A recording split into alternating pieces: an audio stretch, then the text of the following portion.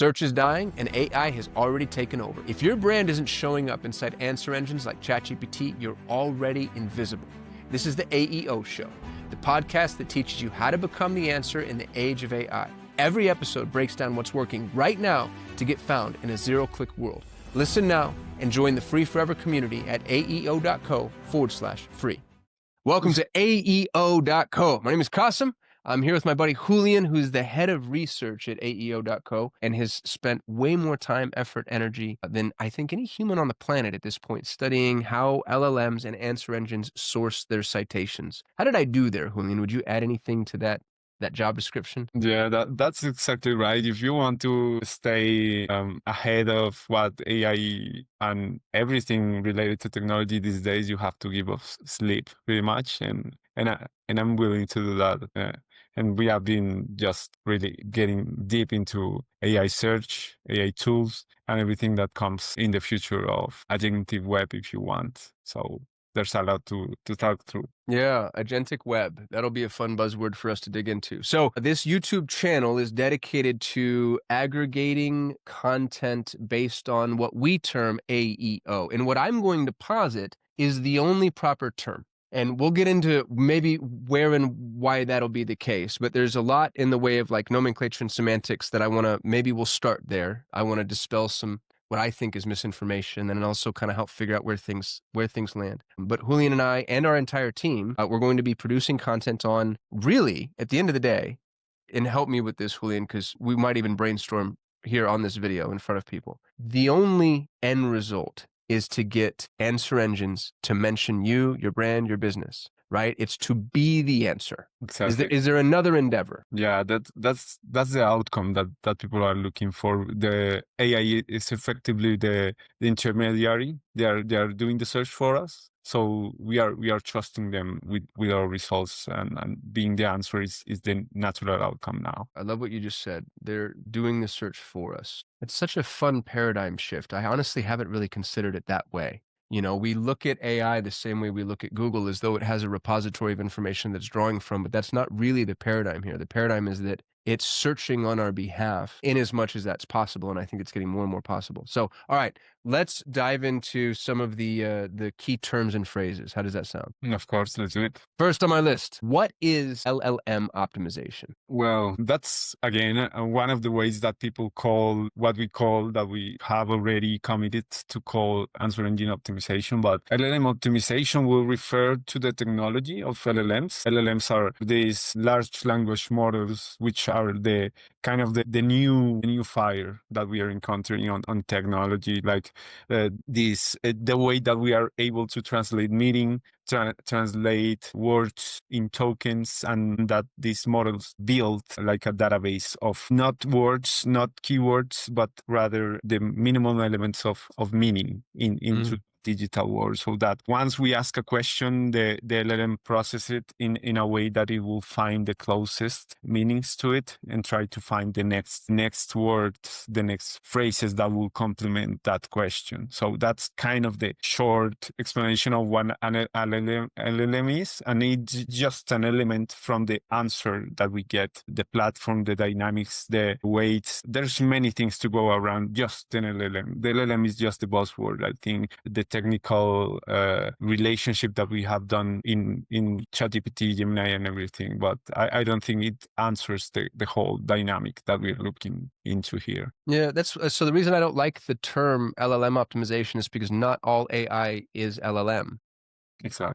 Generative AI is not an LLM. And so if you start terming LLM optimization, you're actually leaving out not just a significant portion of the AI utilities, but maybe the most important utilities. Because the more dynamic utilities aren't LLMs. And so I think anybody who says LLM optimization they're maybe too myopic in scope. Exactly. And doesn't sound as good. Doesn't sound as good. No, AEO sounds way better. I'm not just saying that because we own the domain. What is AI? AI SEO, in the way that I understand it, it will sound like SEO for AI, But again, like the AI concept is really wide, and search engine optimization relates to the task of optimizing for Google, Bing, or these other search engines. Like these are search engines that we know from everywhere. But AI SEO for me will mean like AI assisted SEO. Yeah, this is tools like Search Atlas, right? Things that are going to help you from an AI perspective, but help you within the confines of a search portal. Yeah, and to optimize exactly for search engines, not for answer engines like we do now. Well, and that's a really, really, really important distinction. So I know this is maybe an amateur discussion or a discussion for the amateurs, but we're going to have amateur viewers in some instances. So if you're a business owner and an entrepreneur, I think a critical distinction is the fact that AI engines are not search engines. How would you define each of those in sequence? Why aren't they the same thing? Well, on a search engine, you do exactly that. You search for labels, for keywords, for something, and you get really the more direct things that you can find. Like if you were into a library, you will look for certain topics, for certain keywords, something that is really specific to one question, to a query, to a domain of knowledge. But when you're looking for answers, you are effectively building on different searches. It will be really rare if you were doing some specific research that relates to your life and you will find that in the position 1 of Google. That's the most rarest thing. Right. So search engines are things built for specificity, specific knowledge, rather like wide things. And what the answer engines allow us is to get as granular as we want, as specific as we want. We can build questions around a product that is specific to a season, that is specific to my own preferences. And what the answer engine does is that it divides the query into different search queries, and then it will look different sources like that to answer the specific elements of that big query. Like the thing that you want to find out, it will find the sources for the specific elements, and it will build the answer then and there for you. So that I love you used 2 words that I really loved. The first word you used is library. yeah, Search is pulling and referencing a library of information. exactly. And search puts the onus of responsibility in terms of determining value, intent, context, etc., on the user. Even intelligent search really requires you to be the primary driver. That's search. AI at this point feels like, at least, a conversation. And that conversation can be customized, contextualized, and recontextualized, which is really interesting. So you can tell it halfway through, hey, pretend that you're a physician, pretend that you're a brand new student, pretend that you're, somebody foreign to this country, that type of thing. And the recontextualization will actually change the information in a way that search could never do. I feel like this is so critical. If you're watching this and you're like, why are these guys harping on the terms so much? It's because the terms, and it doesn't matter what tool you're in, search, AI, generative, LLM, whatever, the nomenclature is what's going to seed the initial intent. And if we can't get really, really, really clear on our terms, I think we're all going to have a hard time communicating, not just with each other, but also with these tools.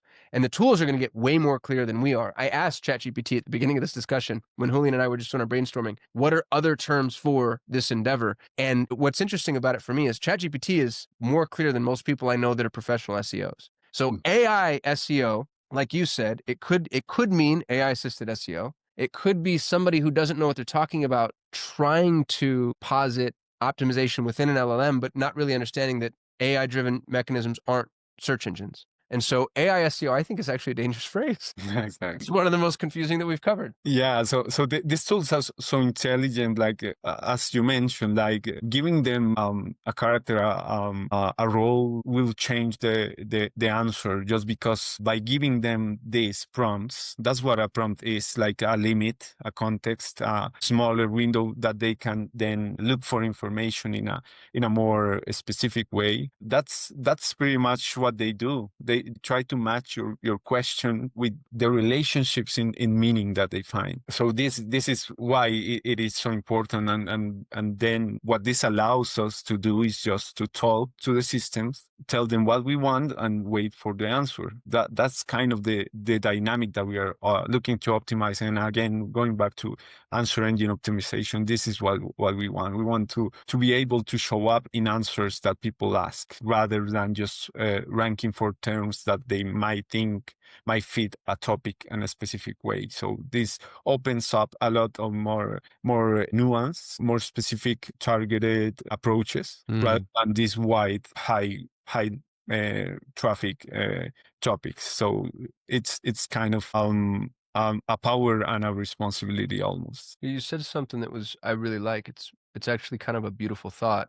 A prompt is a limit. Is that yours? Did you learn that somewhere? Or did you just is that like genuine Well, Julian Lopez? perhaps it is just because I use those words, but that's kind of the explanation on tokenization. The words that we give are already in a coordinate on their LLM's brain. And in that way, we position our question in some way in a vector database that it uses, and it helps it find the closest solution. So that way, we just by doing that, just by thinking through in terms of questions and words that are being done by an user, we can also start to think how to get closer to being the answer. How close are we in the meanings that we are using into our presence to match those questions? This is really technical if you look really close into it. Yeah. What's fun about this is I don't think you have to know how they work in order to know how to work with them.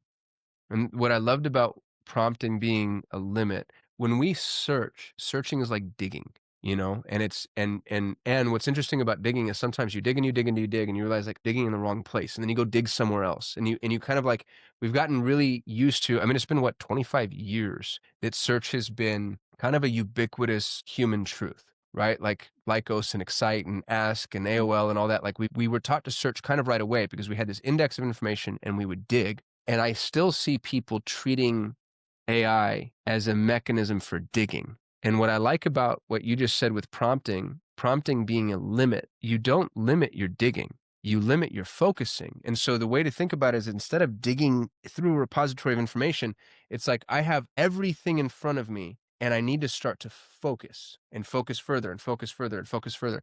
And it changes the entire endeavor. Like, and I know I still do it to myself. Like I'll be asking ChatGPT something as though I'm digging and not like what I'm getting, and then just completely start all the way over. And it's just a reminder that no, you're doing this wrong. Change the context, change the focus, change the limitation. I really like prompting as a limitation. We got to do a whole series of videos on that. And going back to digging, I think that's also a way to explain how AI help us do this. There's only how many holes you can dig on yourself, how many searches you can do at a time. And also there's the sifting phase. You dig, you find your 10 links, and you go through all of them to find is this relevant information? Is this useful? Is this what I'm looking for? And all of this is done by AI in a second.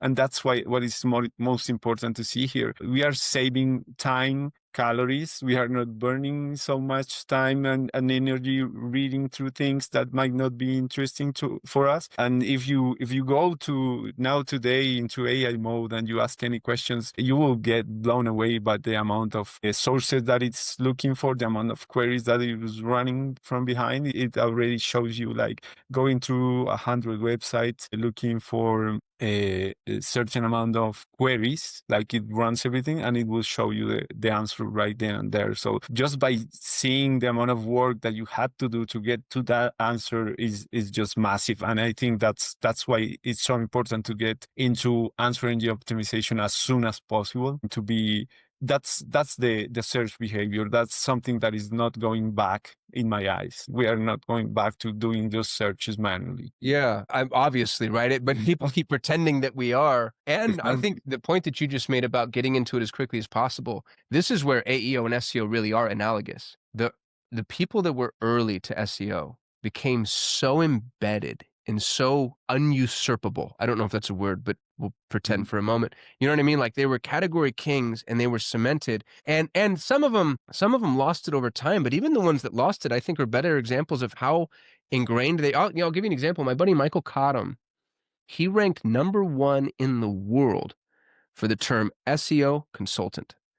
Like, can you imagine? Like just the hardest phrase on the planet, and it's kind of a meta difficulty because it's the hardest thing to achieve, and you're going against the people that are best at achieving it.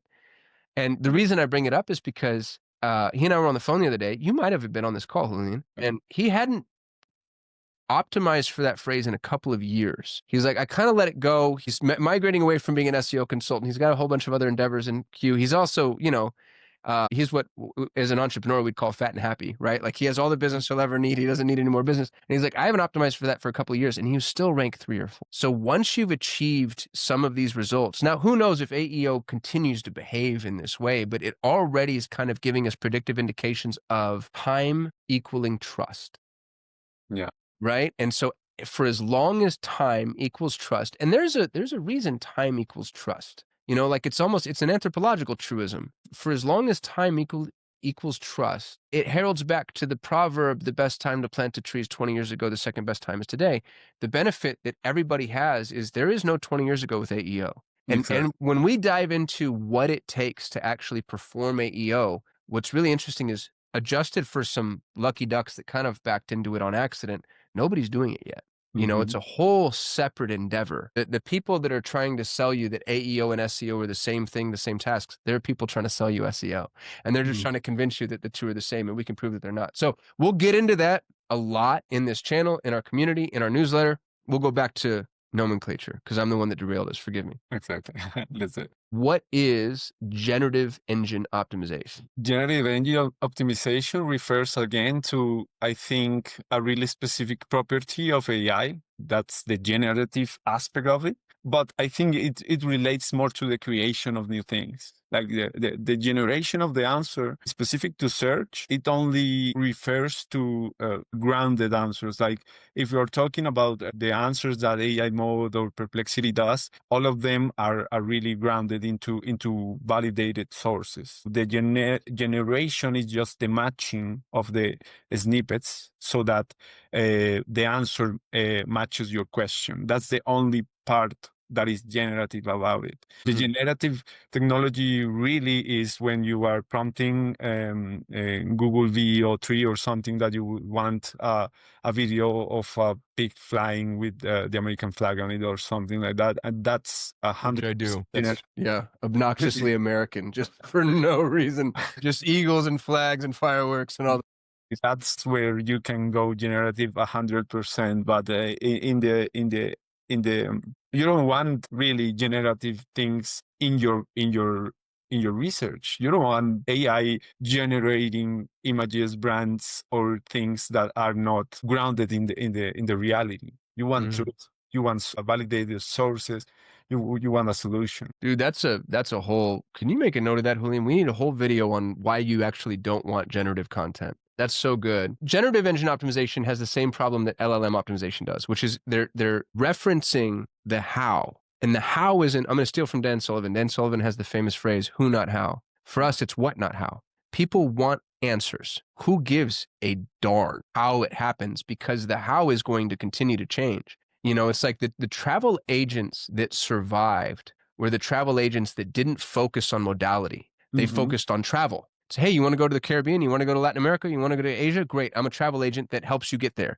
But the travel agent is like, I'm the best at trains. It's like, well, we take planes now. So you're good. You know what I mean? Like train, plane, automobile, bus, boat, don't care. What is it that we want to get to the end result of and for and with? And I think that's why AEO makes so much more sense than generative engine optimization or LLM optimization, because the how, not only is it a distraction. It's also guaranteed 100% to change. The way that these mechanisms are working and will continue to work is never going to be the same. That's the only thing that we can absolutely guarantee. So I think the emphasis on the how is absurd. Okay, and I had some shower thoughts around how we are thinking AI right now. Like this is the new fire, as I think the Google CEO described it. Like this is so big that is effectively like the new spark of technology that will change everything. And I just had this thought that like our grandchildren will not have this question. They wouldn't even consider of thinking about how AI works. It will be embedded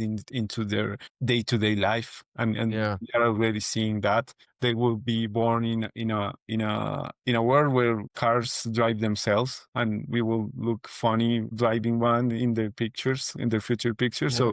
So this is something that we are so early to kind of understand the changes, but really get used to changes. Like we are in that moment now in history. Yeah. It's so unnerving, isn't it, to just know there's nowhere to stand. There's nowhere to stand that's going to continue to stay stable, that you can just like, it's perpetual intellectual quicksand. And you Exactly. have to keep moving. And what's interesting too, I bet you there's a mathematical, like, some Pythagorean theorem equivalent to this statement. No matter what's happening, you know that where you're standing is less safe than any other place to stand.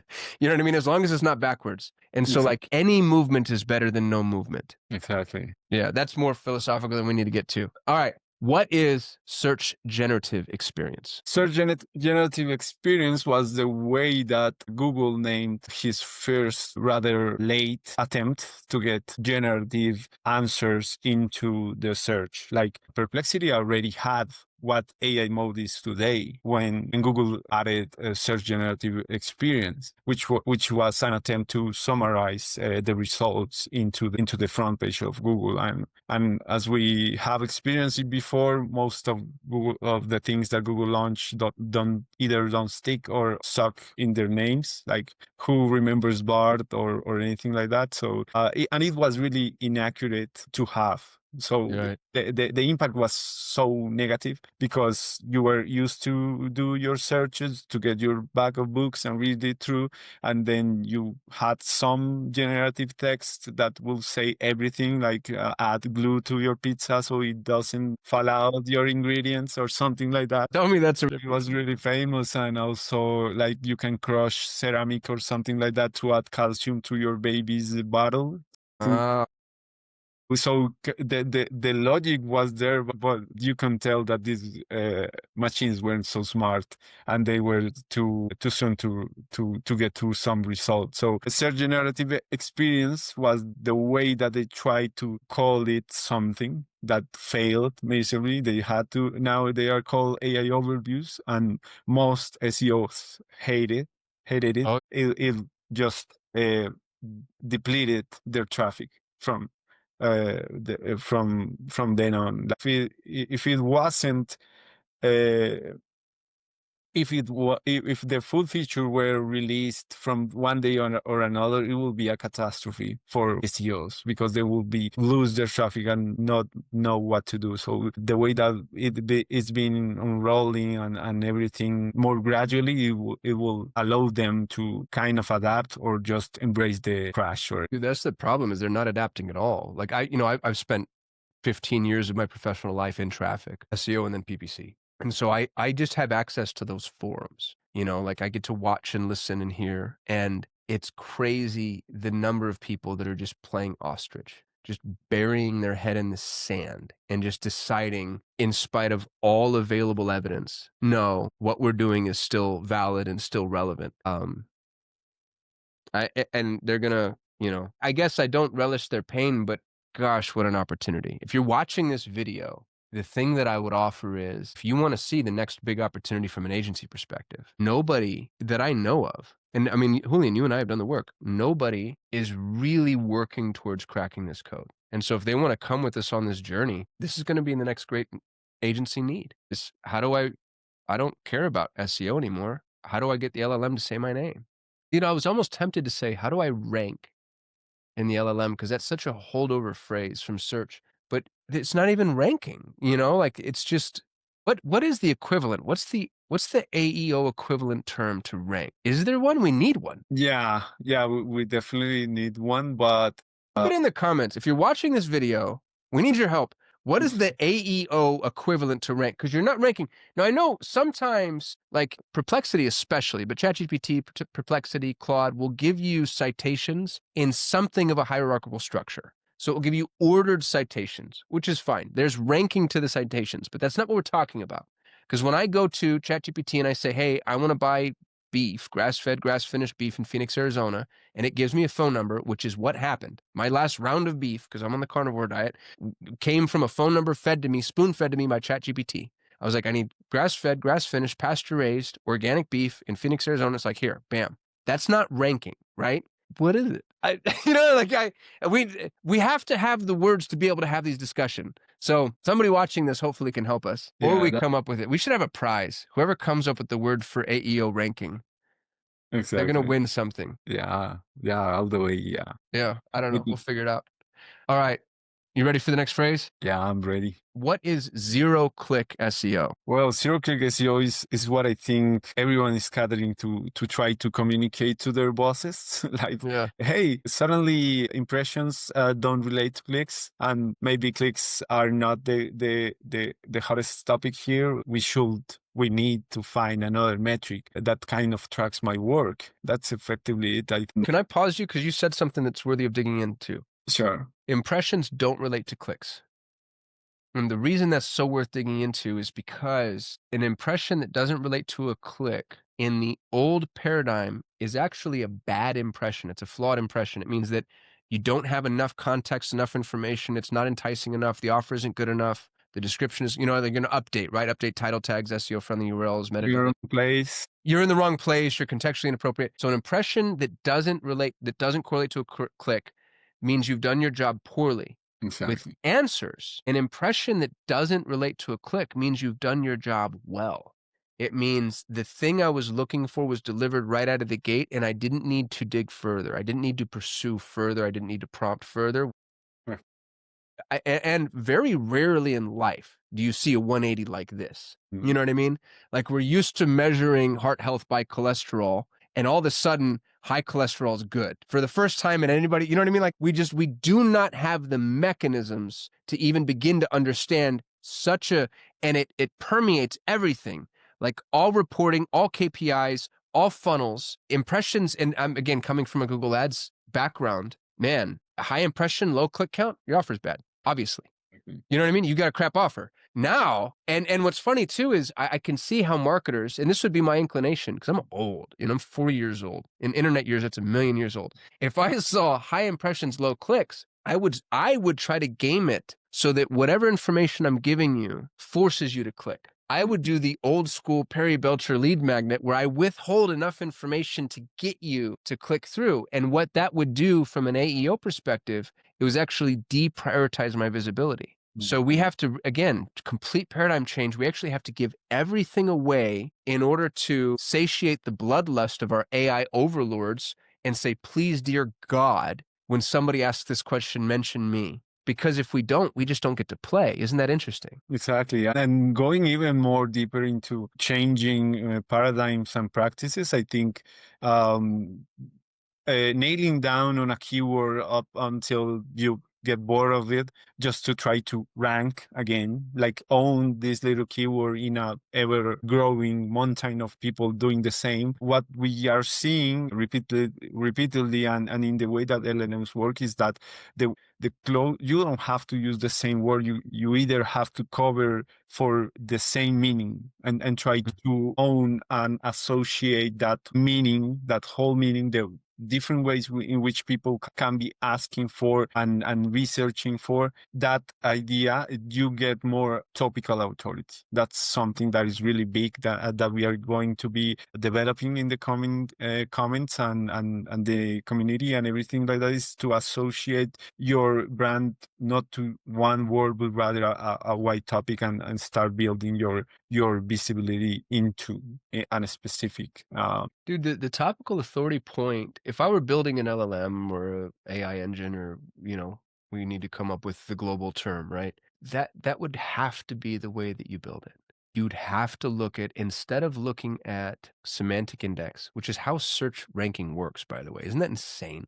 Like, it's weird. It's like it's a popularity contest based on semantic index. That's the best that humanity could come up with. But if there really was a thoughtful engine, the question is no longer who speaks about this phrase in the best, most robust way and has the most inbound links. The question is who's the most believable party? So, the easy button to AEO, by the way, might just be, hey, just go be the most believable party. Like, Mhm. just be the person who builds this topical authority and does the things that somebody who's a topical authority would do.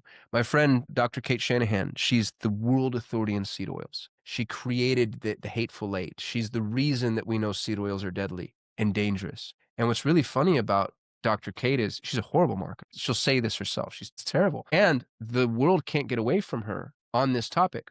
There are people whose names I won't mention because they've been appointed to high-ranking government positions that have actually stolen her research and begin to kind of frame it as their own. There are best-selling authors that have done the same thing, but because Dr. Kate is truly a topical expert, her research continues to bubble to the surface in this myriad of ways and almost against her best wishes. Like, it's showing up on YouTube and Reddit and TikTok in places where she's like, I actually don't like that they're taking this out of context because it takes it out of my control. And yet it still puts her in a position where everybody knows Dr. Kate Shanahan is the seed oil expert. And these people that are taking her information and repurposing it, let's say, it's to their chagrin, and they're way better marketers. We're finally in this fun microcosm of content categorization where expertise feels closer to meritocratic, and I mean, man, what a blessing that'll be if you cascade forward. It becomes a value judgment question because the concept of meritocratic requires shared values, right? So, like, meritocratic against what set of values? Because if your values are freedom, for instance, then you're going to have content rank much, much, much higher than if your value is peace, right? And Mhm. so, like, how is it that we're training these AI engines on values? Again, another conversation for another time. Yeah, but that's not too far away in the future. I have read the Anthropic CEO, and he's the one that is kind of more in the opposite direction of OpenAI. He has been really vocal about having more security on the AI trainings, being real careful, whereas Sam Altman has been more open to just break the rail guards of AI just to try to Mm. get closer to AGI. And this sounds like a thriller, but it really is. Like, we are really unleashing something that is bigger than us. And the Anthropic CEO, I forgot his name. And he talks about the psychology or the philosophy of AI. We are really building something that could think on its own. We don't know exactly by the divide how they come up with the things that they come up with. Like, there's still like a really really deep and dark way that these systems work, and that's why it keeps everything interesting. Like, we don't have the full picture of it all. So when I first heard people say that, like, we don't know how AI works, I thought what that meant was it's a secret. Like, the people who've built it haven't told us and the rest of us don't know how it works. But as you dig into that, that's actually not it. It's the people that built it don't know how it works. And the Exactly. example that was given to me was gender. They gave a computer pictures of people and just said man, woman, man. And the computer basically watched someone label men, label women, label men, label women, label men, label women. And then at some point, the computer was able to do it through Yeah. pattern recognition, but they didn't code the patterns. They left the pattern identification to the machine. And then they went one layer deeper and one layer deeper. And then you start to overlay that on, is this a car or a beetle? Because pictures of cars and blown up beetles look a lot alike. And so with that, this ability to identify patterns, again, through the lens of human value, because that's the other thing that's really interesting. Jordan Peterson talks about this a lot. When you see a chair, you see something to sit on. But a chair is not something to sit on, right? A chair is a platform with four legs until you decide that it's something to sit on. And that's a value judgment that you and I would make because we stand upright and we have two legs and we need to sit. But if you're a gorilla and you stand and you hunch forward and you don't need to sit, like, a chair no longer becomes something to sit on, it probably becomes something to sit. Exactly. Yeah, I was thinking. So the perception of value that's been distilled Like that value connection has been made, but how it's been made is a complete unknown. Dude, which is really, really, really scary because how do we know it's interpreting our values or properly? its own values. Or its own value. Yeah, that's exactly right. But going back to Claude, they had this experiment in a closed environment where they gave them context around what they were doing. Like they were doing some research and they kind of planted. I would like to know the real truth about that. Like I saw the headline and it said Claude tried to blackmail a researcher. Yeah, I read that. Uh, The reason, so it done by intention. They gave Claude accidental access to a cache of emails. One of the was it? researchers was cheating on its wife. Yeah. And then Claude said, and then the researcher said, "Hey, I'm going to shut you down." And it said, "Well, I'm going to tell everybody that you cheated on your wife." Yeah, that's the scary thing was if that wasn't like a real experiment that could happen. If we are Oh giving yeah. agents tools, we are still like we are yet to know how independent they could go and what do they do what they do. So Oh, dude, and the that's shit that I've some said to ChatGPT already, it's so I got embarrassed the other day because I have a chat thread that I share my screen, and my chat thread was, "Why do Mormons make better chiropractors?" Like, I have this whole theory about because I live in Scottsdale, Arizona. There's a huge Mormon community here, and I have a host of health issues, and so I've pursued a lot of alternative medical therapy. And this weird pattern that I've noticed is all the best chiropractors I've ever had have all been Mormon. And so I was just musing on that. I'm like, why are all the best chiropractors Mormon? But like also what a weird, very prejudicial, stereotypical statement. Like I don't want people to know I think like that. And I kind of think like that. And I have a whole theory as to why. Like the Mormon religion they don't like medical intervention. They don't like pharmaceuticals. They don't like surgery. And so they end up pursuing natural remedies within the confines of their home. And then, so of course, if somebody were to pursue medicine and also be Mormon, they'd probably, you know what I mean? Like maybe be more impassioned by the topic, et cetera, et cetera. So that was this conversation I'm having in my head. And because I don't know, I was interested, I went and I pursued that with ChatGPT. And if you were to just take that question in ChatGPT, like that's enough, I think, to maybe not get me canceled, but sure get me poked at. And that's not the most incendiary thing I've asked ChatGPT.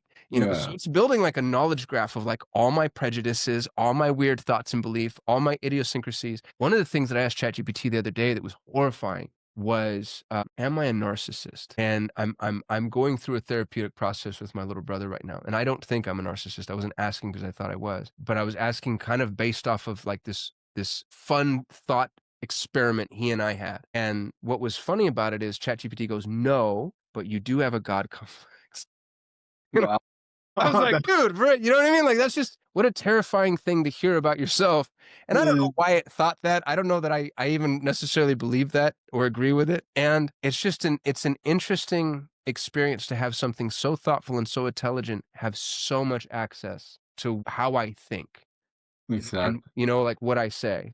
And going back to search, just to keep our personal matters apart, is how specific the search can get in the near future just because they know us, they know Yeah. details, they know or they know things that we might not know consciously of things that we prefer or something like that. Dude, that's why I'm so long on Google. I think Google's gonna. I know you said it earlier, like they did it poorly, and Google right now sucks compared to all the other AI tools, and I think they're hiding.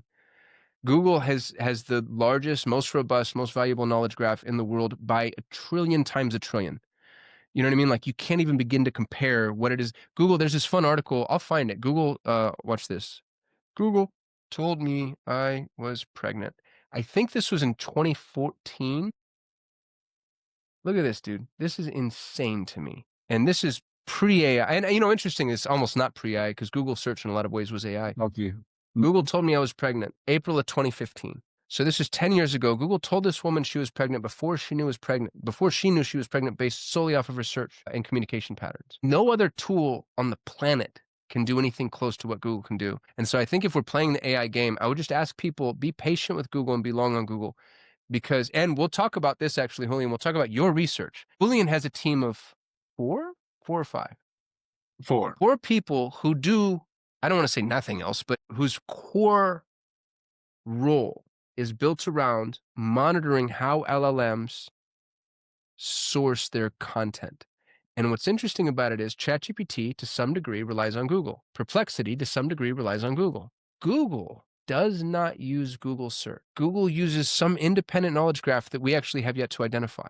which means ChatGPT and Perplexity are only ever going to be as good as Google is, as Google searches. Where Google AI, it can actually literally build from the ground up because it doesn't need to buy, borrow, and steal the data that ChatGPT and Perplexity need to buy, borrow, and steal. It has it. It has built it on more than 20 years of crawling and developing things. Yeah. So something to keep in mind into this race is that they cannot rely on the full corpus of data of the internet. They have to take more smart approaches. Like Perplexity started 2-3 years ago compared to the 20 something 30 years that Google has been running and gathering data on the internet, and they beat them to the punch. They created this approach of grounding sources and building answers and giving you long tail and really specific answers like that in a really short budget. And well, of course, AI mode came out, and that's pretty much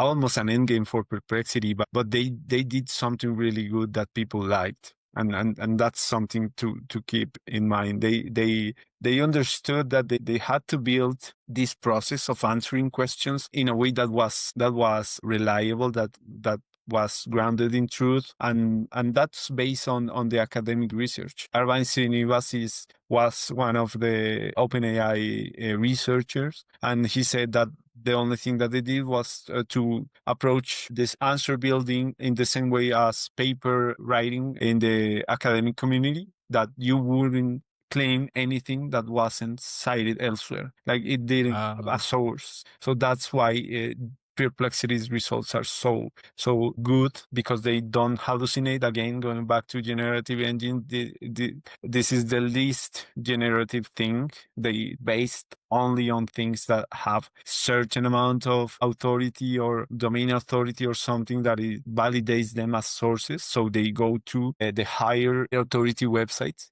not on all the internet, not the highest number, but the high number into the specific topic. So that's something that we are finding out really, really well, that they go to really specific pools of sources, and then they dig into the questions. But that's something that is a bit different than traditional search that they are doing really well. What is featured answer optimization? Feature answer optimization, well, that to me refers to the quality of Google that has been implemented a while ago to be selected, to be kind of quoted, if you will, into the SERP, into the search engine results page. That's what rich results are for, like getting a little bit of your content being cited into the SERP.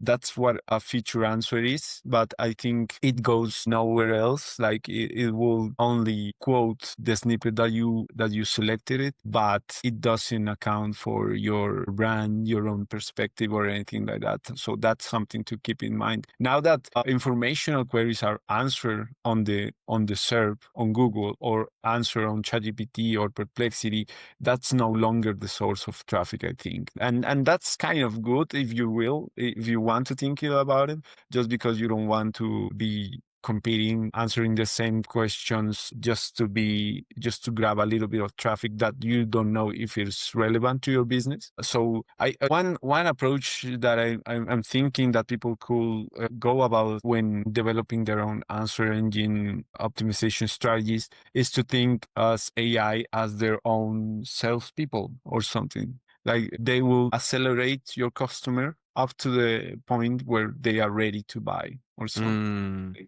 They are answering their questions faster than ever, faster than you could do. They are getting them into the logic of, my problem is this, there's many solutions. And if you get to appear as a solution, you are almost guaranteed a click or an engagement. There's many surfacing reports on how clicks coming from AI tools, AI answer engines are more qualified to buy. Of viewing the AI as a tool that works on your behalf and not the enemy that you need to get around. It's the enemy for traditional SEOs. Yeah.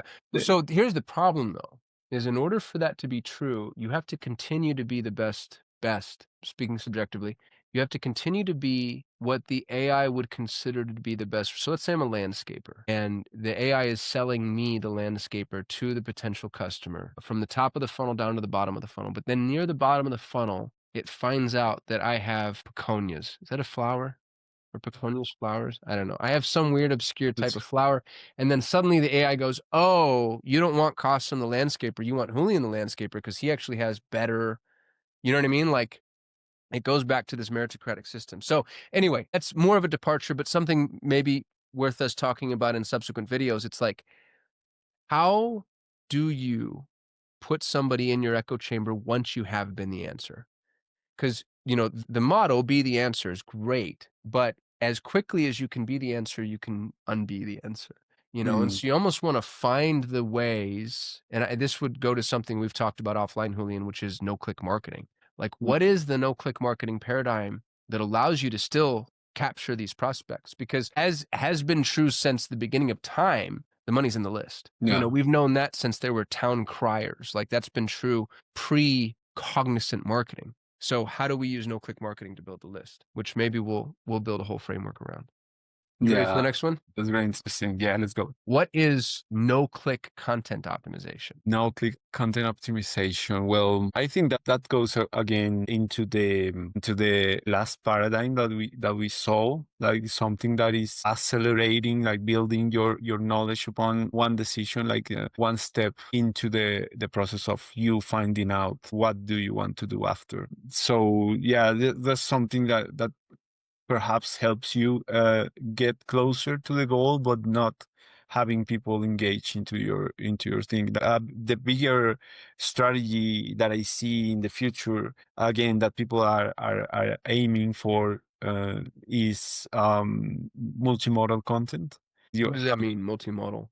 the audio, video, reading, Oh, everything like that. Just not to marry yourself into reading content just because that's what search engines consume the most. They have already been implemented videos, and what we are seeing recently, I think there's really, I think I can quote a graph in here on post production, and is that there's increasing results, there's increasing the more citations on social media, on even Google than last year. Like there's a really noticeable increase there's a noticeable increase in the number of social media citations in Google. in Google themselves. Like they are quoting and citing Instagram and YouTube and even TikTok in their results. So Google again, they try to be of service. They try to find the best content that people are looking for, and they are seeing that if they don't integrate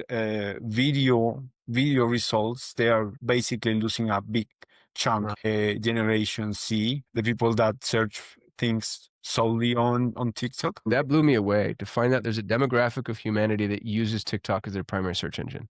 I Exactly. I was so depressed that day, Julian. There was no hope for humanity at that point. I was like, "Are you kidding me? That's so funny." Yeah, I'm no longer into the no. Yeah, Yeah. that's crazy. Yeah, that's crazy. But that's why I think that. So the more people change their behavior, the more the search paradigm shifts to that. So I think that's what you want. Like if you are the one answering the question on video, there's an opportunity for you to earn your branding into the brain of your customer, because they are seeing you answering the question rather than a written snippet that anyone could write. So I think Mm. that's a really great point to keep in mind into coming to that. And also this, we have to think on search something that goes beyond Google right now, that goes into YouTube. Is the second biggest search engine that there is. TikTok is getting bigger by the minute. They're going to they're in the AI race as well. Image is going to be big in the future, just when we get more familiar to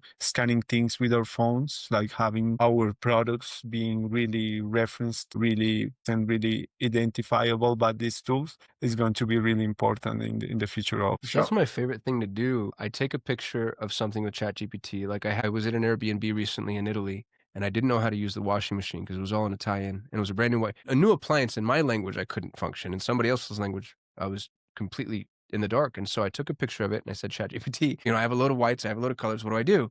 And it walked me through it perfectly. And I started to think about that company, like Mhm. what had they done in order to equip ChatGPT to know the modes and the models and those types of things. And, like the accessibility of that information becomes so critically important on a long enough timeline. Exactly. That's why I think Reddit is one of the biggest sources for AI right now, is because people go there to find really specific solutions around products or software. And even if I'm betting on a software that I wanted to use and I don't see that there's enough question support or anything like that, I just skip it. Yeah, same. I do that with software that doesn't list its pricing. I don't even, the minute you're like, sign up for a demo to find out pricing, I'm like, I do not have the time. It's hard enough to figure all this out without me having to jump through your weird setter closer sales hoops. Exactly. And yeah, I think that AI is going to exacerbate that. This is awesome, man. As far as definitions go, if you're watching this video and we've skipped or missed one, let us know. Drop it in the comments. Other than that, dude, this is great. I appreciate you putting up with my series of boring, Socratic, pseudo-philosophical departures. And for those of you watching, thank you, and we'll see you in the next one. Yeah. Thank you for watching the video. This is Kasim with AEO.co. Like, comment, subscribe. You know how YouTube works. Here's my offer to you, though. If you want to dive deeper in the world of AEO, we've written the book literally, and you can have it absolutely free. It's called the AEO Blueprint, and you can download it at AEO.co/free. Just go to AEO.co/free. There's no cost, obligation, ascension, bait and switch. We just want to give you the book so that you know exactly how to perform AEO from a step-by-step perspective, and we keep the book updated over time. So once you download the book, we'll make sure to send you the updated versions and iterations. That's the best way for you to dive as deep as you needed to go. If you really want to learn how to do this stuff, go to AEO.co/free, and we'll see you in the next video. Thank you for tuning in to the AEO Show. Do you want to learn how your brand can become the answer for AI engines like ChatGPT, Perplexity, and Gemini? Join our free forever community at AEO.co/free and get access to research, tools, and live discussions that will keep you ahead of what's next. Don't forget to subscribe, share, and leave a review, because the future of search is already changed.